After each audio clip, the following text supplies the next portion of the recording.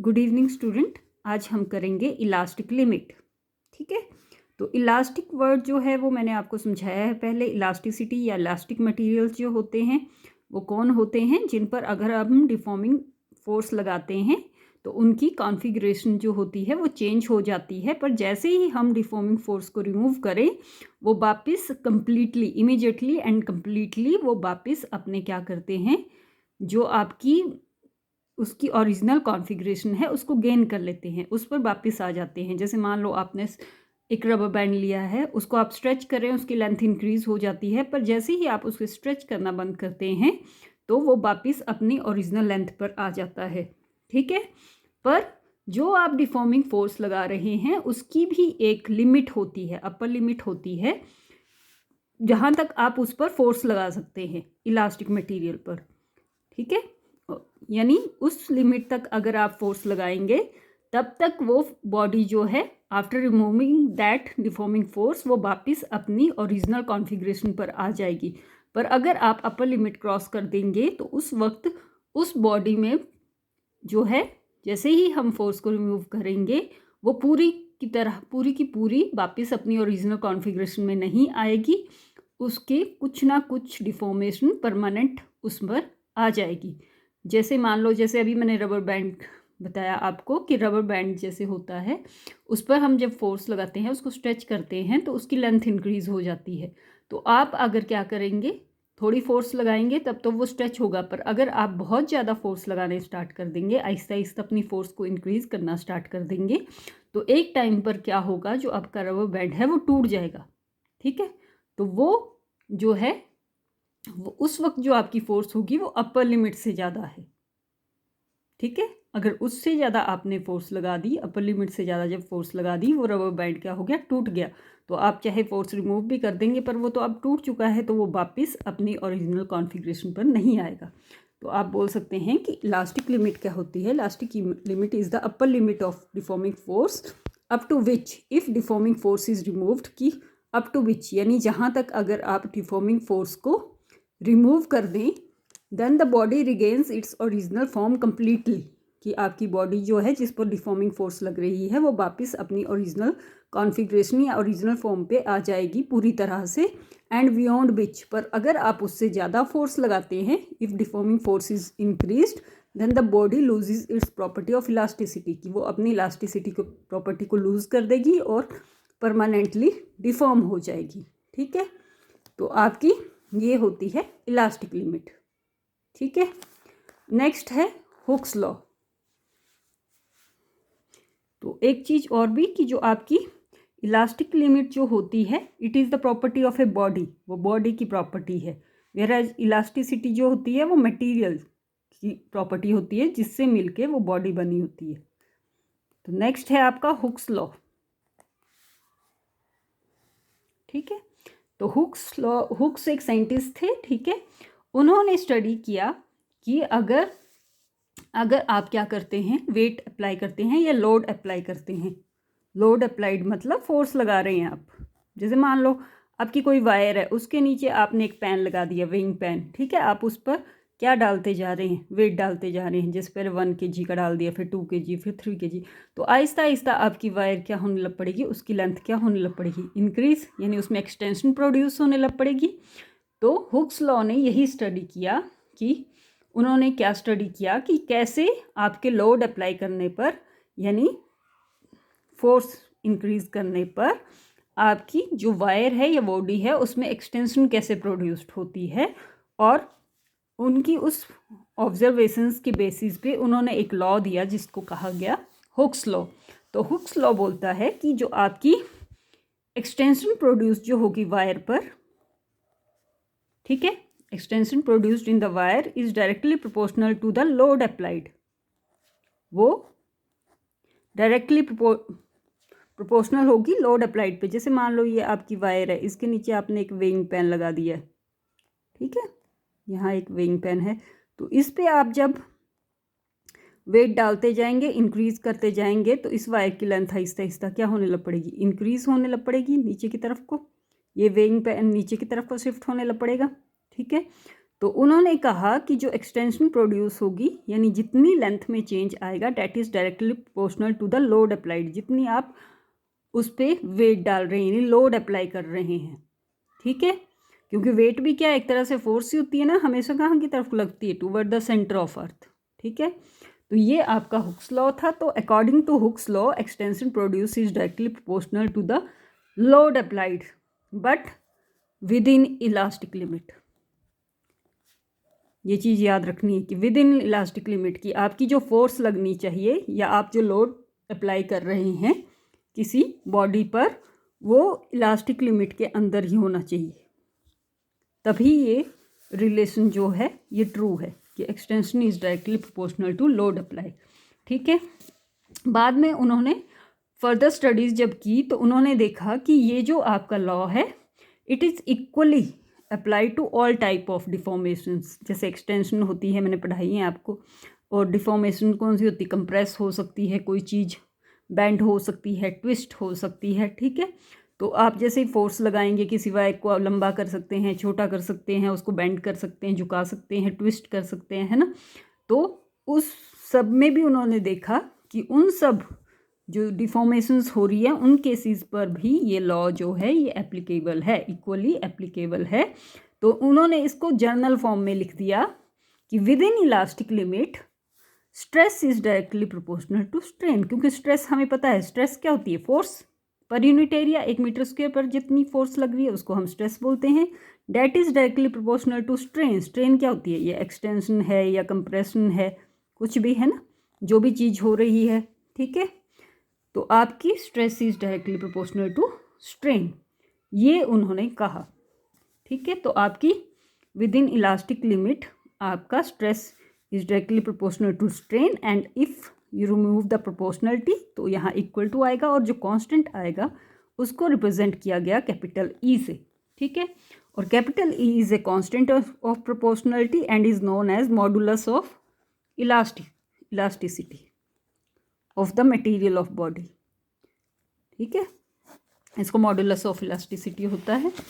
तो ये आपका हुक्स लॉ है, ठीक है। अब नेक्स्ट करेंगे हम मॉडुलस ऑफ इलास्टिसिटी। जो अभी मैंने बताया कि आपके हुक्स लॉ में stress is directly proportional to strain within elastic limit, और जैसे ही हम प्रोपोर्शनलिटी हटाते हैं तो एक कांस्टेंट आता है जिसको हमने ई से रिप्रेजेंट किया और उसको नाम दिया गया मॉडुलस ऑफ इलास्टिसिटी। तो यहाँ से देखें stress equal to E into strain, तो ई इक्वल टू क्या होगा, स्ट्रेस अपॉन स्ट्रेन, ठीक है। तो हम मॉडुलस ऑफ इलास्टिसिटी या कोफिशिएंट ऑफ इलास्टिसिटी भी बोल सकते हैं। It is define as the ratio of stress to the strain produced, ठीक है। Stress applied to the body to the corresponding strain produced in the body within the elastic limit. ये word आपने लिखना ही लिखना है, ठीक है। तो अगर इसकी यूनिट्स देखनी हो, हमें पता है स्ट्रेस क्या होती है, फोर्स अपॉन एरिया, ठीक है। तो इसकी यूनिट क्या होती है, न्यूटन पर मीटर स्क्वायर। और स्ट्रेन मैंने बताई है, strain is a unit less and dimension less quantity, इसकी कोई यूनिट नहीं है। तो मॉडुलस ऑफ इलास्टिसिटी की यूनिट क्या होगी, न्यूटन पर मीटर स्क्वायर। और यहीं से इसका फॉर्मूला निकल जाएगा, न्यूटन होती है फोर्स, फोर्स का डायमेंशनल फॉर्मूला होता है mLT-2, ठीक है। क्योंकि फोर्स होती है मास इंटू एक्सेलरेशन, मास हो गया m और एक्सेलरेशन हो गई LT-2, और साथ में मीटर, और मीटर की पावर कितनी है, -2।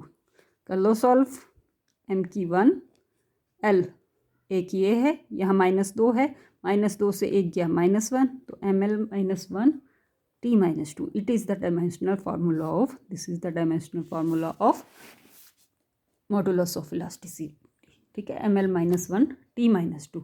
अब नेक्स्ट करेंगे हम इसकी types of modulus of elasticity. तो types of modulus of elasticity, ये types of coefficient of elasticity, दोनों एक ही चीज़ें हैं, ठीक है। इसकी हम टाइप्स करेंगे।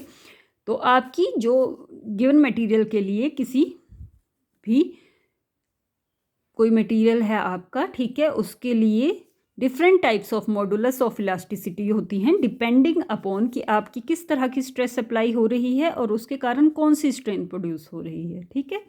तो there are 3 types of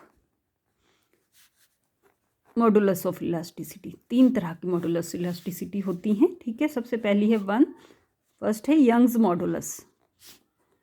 modulus of elasticity.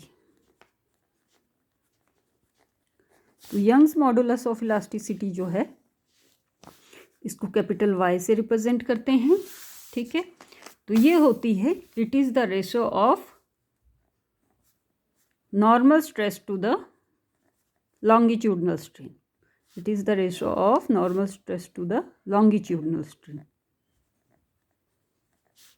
उसकी रेशो होती है ये, ठीक है। तो जैसे हमने एक वायर कंसीडर की, कंसीडर ए वायर, ठीक है, consider a wire of length L and radius R, ठीक है। रेडियस होगा इसका, वायर आपको पता है एक तरह से सिलेंड्रिकल होती है, पाइप की तरह, पर पतली होती है, ठीक है। तो आपकी ये AB वायर है, इसकी लेंथ है, तो इसके जो एंड्स होंगे वो कैसे होते हैं, सर्कुलर। तो उन सर्कुलर जो एंड है उनका रेडियस है स्मॉल r, ठीक है। इधर से मैंने मान लिया इस एंड पे ये क्या है, फिक्स, ठीक है। अब मैं इस पर लोड अप्लाई करती हूँ, यानी फोर्स लगाती हूँ नीचे की तरफ, नॉर्मल फोर्स, परपेंडिकुलर फोर्स लगा रही हूँ, ठीक है।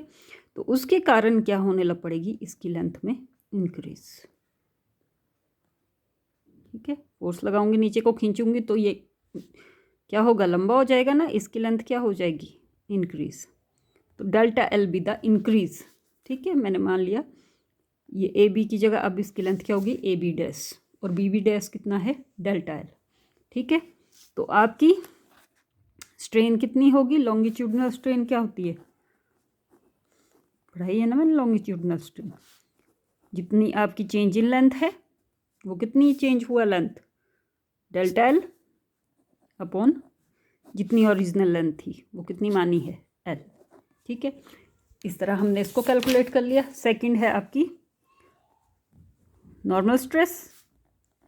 तो नॉर्मल स्ट्रेस हमें पता है force upon area, small a is the area. अब मैंने बताया ये क्रॉस सेक्शंस कैसे हैं, इसके एंड्स कैसे हैं, सर्कुलर, ठीक है। तो सर्कल का एरिया क्या होता है, पाई आर स्क्वायर, तो F upon pi r square. तो Young's modulus Y equal to क्या आ गया, नॉर्मल स्ट्रेस की वैल्यू पुट कर दो, F upon pi r square upon longitudinal strain delta L upon L। तो ये आ गया F, ये वाला L ऊपर चला जाएगा और पाई आर स्क्वायर नीचे आ जाएगा, तो पाई आर स्क्वायर डेल्टा L। तो ये हो गए आपके, ठीक है। तो इसकी यूनिट्स जो होती हैं यंग्स मॉडुलस की, वो एक तो जो अभी हमने निकाली modulus of elasticity, newton per metre square भी बोल सकते हैं, क्योंकि जो ये है स्ट्रेन, it is the ratio of like quantities, length upon length, तो कैंसिल हो गया। तो इसकी तो यूनिट्स है नहीं, फोर्स अपॉन एरिया या newton per metre square. Force upon area जो होता है वो एक और चीज़ का भी फॉर्मूला होता है, आगे पढ़ेंगे आप, प्रेशर का। जो प्रेशर होता है that is also force upon area. तो प्रेशर की एक यूनिट होती है पास्कल, PASCAL, पास्कल। तो इसकी यूनिट पास्कल भी हो सकती है, ठीक है। और CGS में डाइन पर सेंटीमीटर स्क्वायर, और डायमेंशन फार्मूला ml-1 T-2 जो हमने अभी निकाला था यंग्स मॉडुलस का, ठीक है। तो अब एक चीज़ देखो, जो हमारी स्टेट्स ऑफ मैटर है, मैटर 3 स्टेट्स में होता है, सॉलिड, लिक्विड एंड गैसेस में, ठीक है। तो आप जो लेंथ में चेंज ला सकते हैं वो सिर्फ सॉलिड्स में ही ला सकते हैं, है ना। तो आपका जो यंग्स मॉडुलस होता है वो सिर्फ सॉलिड्स के लिए होता है, ठीक है। तीनों स्टेट्स में से लिक्विड्स के लिए भी नहीं हो सकता, क्योंकि उनकी लेंथ इंक्रीज नहीं हो सकती, they have not definite shape. इसी तरह ना गैसेस की डेफिनेट शेप है, इसलिए उसमें भी ये नहीं हो सकता, ये सिर्फ किस में होगा, सॉलिड्स ओनली, ठीक है। अब है next second type is bulk modulus of elasticity, ठीक है। तो बल्क मॉडुलस ऑफ इलास्टिसिटी को कैपिटल B से डिनोट करते हैं। It is the ratio of normal stress to the volumetric strain.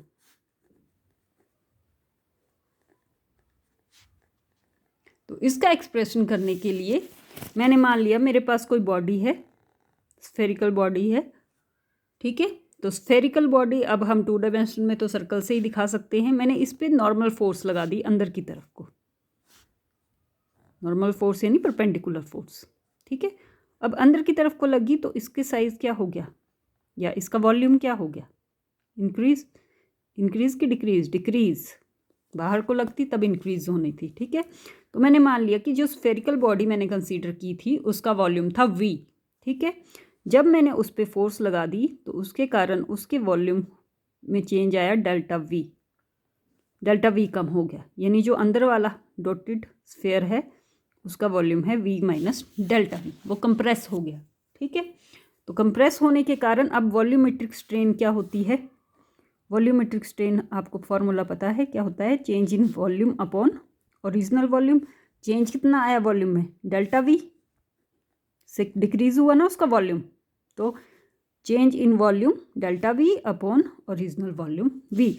और क्योंकि डिक्रीज हो रहा है, कंप्रेस हो रहा है, तो हम यहाँ माइनस साइन लगा सकते हैं। माइनस सिर्फ ये चीज़ बता रहा है कि आपका वॉल्यूम जो है वो डिक्रीज कर रहा है while we apply a force, ठीक है। तो नॉर्मल स्ट्रेस ये हो गई फोर्स अपॉन एरिया। तो वर्क मॉडुलस क्या हो गया, नॉर्मल स्ट्रेस का फॉर्मूला पुट कर दो, force upon area upon minus delta v into V, ठीक है। तो ये आ गया F, और ये v ऊपर चल जाएगा, माइनस भी ले लो, A डेल्टा v। अब जैसे मैंने तुम्हें पहले भी बताया कि जो फोर्स ऑफ अपॉन एरिया होता है वो क्या होता है, प्रेशर, ठीक है। तो अब but F upon A equal to P, that is a pressure, ठीक है। तो आप B इक्वल टू जो B है यहाँ अगर P पुट कर दो, minus P V upon delta V, ये वॉल्यूम, ये चीज़ भी बन जाती है, ठीक है। तो यूनिट्स तो इसकी सेम ही होंगी जो मॉडुलस ऑफ इलास्टिसिटी की होती हैं, न्यूटन पर मीटर स्क्वायर, ठीक है, या पास्कल, क्योंकि v अपॉन डेल्टा v की क्या हो जाएंगी, कैंसिल आउट हो जाएंगी। स्ट्रेन की तो कोई यूनिट डायमेंशंस नहीं है, सिर्फ प्रेशर की रहेंगी, वो क्या है, न्यूटन पर मीटर स्क्वायर या पास्कल जो मैंने बताई थी आपको, ठीक है। तो ये दोनों हो सकती हैं, और डायमेंशंस जो हैं वो ml-1 t-2, यानी जो तीनों टाइप्स हैं उनके वही यूनिट्स और वही डायमेंशंस होंगे जो मॉडुलस ऑफ इलास्टिसिटी के खुद होते हैं, ठीक है। अब इसमें भी आप एक चीज़ देखो कि आपका जो बल्क मॉडुलस है वो इन्वॉल्व होता है तीनों में, सॉलिड्स में भी, लिक्विड्स में भी और गैसेस में भी, ठीक है। ये याद रखना है, सबसे ज़्यादा आपका सॉलिड्स में होगा, उससे कम लिक्विड्स में, ठीक है, और उससे सबसे कम गैसेस में। तो आपके जो परफेक्टली रिजिड बॉडी होती है उसके लिए यंग्स मॉडुलस और बल्क मॉडुलस जो होता है वो इनफाइनाइट होता है, इन्फिनिटी, ठीक है। तो ये दो टाइप्स हो गई। तो अब थर्ड है आपका मॉडुलस ऑफ रिजिडिटी और शियर मॉडुलस ऑफ इलास्टिसिटी। तो शियर से ही पता चल रहा है कि ये वाला मॉडुलस जो होगा इलास्टिसिटी का ये कब होगा, देयर इज ए, कब, जब आपकी स्ट्रेस अप्लाई कर रहे हैं और there is a change in shape without any change in volume, है ना। शेयर वर्ड हम तभी यूज़ करते हैं। और शेयरिंग स्ट्रेस या शेयरिंग स्ट्रेन जब मैंने आपको पढ़ाई थी तो मैंने बताया था कि जो फोर्स इन्वॉल्व होती है उसमें वो परपेंडिकुलर नहीं होती है, नॉर्मल स्ट्रेस नहीं होती है, उसमें कौन सी होती है, टेंजेंटियल स्ट्रेस, और उसमें कौन सी वाली स्ट्रेन होती है, शेयरिंग स्ट्रेन, या, है ना। तो आपकी ये जो होगा G, it is the ratio of, इस केस में कौन सी स्ट्रेस आएगी, tangential stress upon shear strain. तो जब मैंने आपको बताया था, इसका डायग्राम हमने किया था उस वक्त, मैंने आपको बताया था there is a change in shape without any change in volume. मैंने क्या किया था, जो नीचे वाला हिस्सा है एक क्यूब कंसीडर किया था, ये जो सॉलिड लाइन से क्यूब है ABCDEFG, ठीक है। नीचे वाला फेस जो है फिक्स है, ऊपर वाले में मैंने टेंजेंटियल फोर्स लगाई थी, बताई थी ना कि इस तरह से लगाइए, इस तरह से, ऐसे परपेंडिकुलर नहीं लगाइए, ऐसे लगाइए। तो उसके कारण ये जो आपके दो फेसेस हैं ये आगे को शिफ्ट हो गए, ये सारे जो फिक्स नहीं हैं बाकी सब वो क्या हो गए, आगे को शिफ्ट हो गए, ठीक है। तो हमने जब इसकी डेफिनेशन की थी शेयरिंग स्ट्रेस की, तो मैंने बताया था कि शेयरिंग स्ट्रेस जो होता है that is the angle in radian between, ठीक है, by which the face perpendicular to the fixed face shifted है ना, एंगल इन रेडियन जितने एंगल से वो शिफ्ट हो रहा है, ठीक है।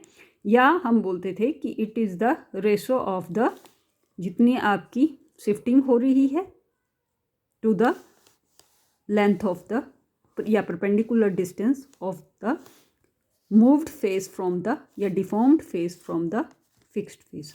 तो delta L upon L. Tangential stress पढ़ लेना, पढ़ाया है मैंने वीडियो, उस वीडियो को देख लेना अगर नहीं समझ आ रहा है, ठीक है। तो उसमें हमने थीटा की वैल्यू निकाली थी, थीटा होती थी डेल्टा एल अपॉन एल। तो थीटा क्या होता है आपका, शेयरिंग स्ट्रेन, उसको रिप्रेजेंट करते हैं हम थीटा से। तो shearing strain theta equal to होता है डेल्टा एल अपॉन एल।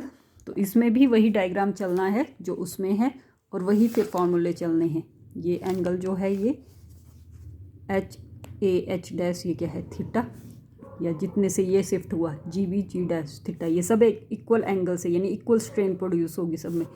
और ये होगा, इसकी फार्मूला क्या होता है, जितनी आपकी डिफॉर्मेशन हुई H H dash upon distance of deformed face from fixed face A H. तो H H dash upon A H, ठीक है, यानी डेल्टा एल अपॉन एल। इसी तरह टेंजेंटियल स्ट्रेस, ये हो गई आपकी, वही फार्मूला है फोर्स अपॉन एरिया, ठीक है। तो जी इक्वल टू आ गया एफ अपॉन ए इंटू थीटा। तो एफ अपॉन ए थीटा, थीटा की वैल्यू पुट कर दो तो एफ एल अपॉन ए डेल्टा एल, ये पुट कर दी ना, तो डेल्टा एल अपॉन एल है, तो डेल्टा एल अपॉन एल, क्योंकि थीटा डिनोमिनेटर में है। तो ये इसके यूनिट्स भी सेम होंगे बाकी टाइप्स की तरह, न्यूटन पर मीटर स्क्वायर या पास्कल या डाइन पर सेंटीमीटर स्क्वायर सीजीएस में, ठीक है। और डायमेंशंस ml-1 t-2। तो आपका जो ये है, अब इसमें भी वही चीज़ है कि इसमें क्या वर्ड यूज़ हो रहे हैं, शेयरिंग या टेंजेंटियल जो है वो वर्ड कब यूज़ होता है, when there is a change in shape, तभी यूज़ होता है ना। तो अब शेप किसकी होती है, only solids, liquids has no shape, वो जिस कंटेनर में उसको डालते हैं वो उसी की शेप ले लेता है, gases has also no shape. तो ये जो आपका जी है it is also for solids. तो आपका वाई एंड जी जो होंगे वो सॉलिड्स के लिए होंगे और जो वी है वो तीनों के लिए होगा, पर मैक्सिमम वैल्यू उसकी किसके लिए होगी, सॉलिड्स के लिए, उससे कम लिक्विड्स के लिए और उससे कम गैसेस के लिए, ठीक है। तो ये जो मैंने तुम्हें वर्क मॉडुलस ऑफ और जो आइडियल लिक्विड होता है उसके लिए जी की वैल्यू 0 होती है, ये याद रखना है, ठीक है, आइडियल लिक्विड के लिए। अब एक चीज़ ये है कि आपकी जो मैंने वर्क मॉडुलस ऑफ इलास्टिसिटी करवाया, ठीक है, बी, उसी में एक चीज़ और होती है कंप्रेसिबिलिटी, इसको हम के से लिखते हैं। तो किसी भी मटेरियल की कंप्रेसिबिलिटी क्या होती है, it is the reciprocal of bulk modulus of elasticity. ये इसका रेसिप्रोकल होता है, किसका, बल्क मॉडुलस ऑफ इलास्टिसिटी। तो इसकी यूनिट उससे उल्टी होंगी, उसकी न्यूटन पर मीटर स्क्वायर है, इसकी न्यूटन इनवर्स मीटर स्क्वायर हो जाएगी, पॉजिटिव हो जाएगी, ठीक है। ये डाइन पर सेंटीमीटर स्क्वायर। तो ये कंप्रेसिबिलिटी याद रखनी है, compressibility is the reciprocal of bulk modulus of elasticity. तो ये हो गई आपकी, there are 3 types of modulus of elasticity, ठीक है। तो इसे आपने कर लेना है, अच्छे से समझ लेना है, ठीक है। Okay, take care.